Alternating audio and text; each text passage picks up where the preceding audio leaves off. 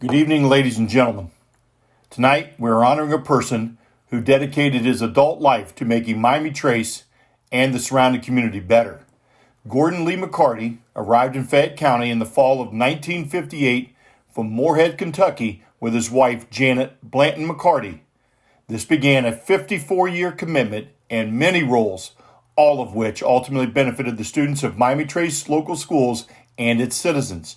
Gordon and Janet would have two children, the late Yvonne McCarty Bach, a 1977 Miami Trace graduate, and his son David Lee McCarty, who graduated in 1988.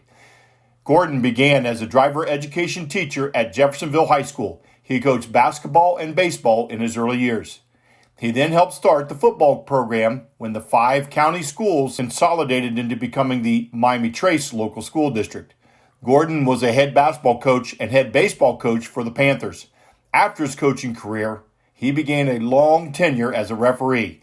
He officiated high school football for 37 years and high school and college basketball for 40 years.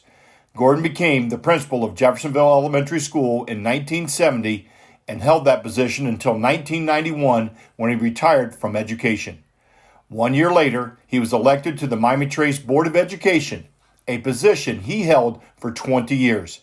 During his time as a board member, he served several times as its president and was a prominent figure in the consolidation of the elementary schools onto one centralized school and the passage of yet another bond issue that funded the new middle school.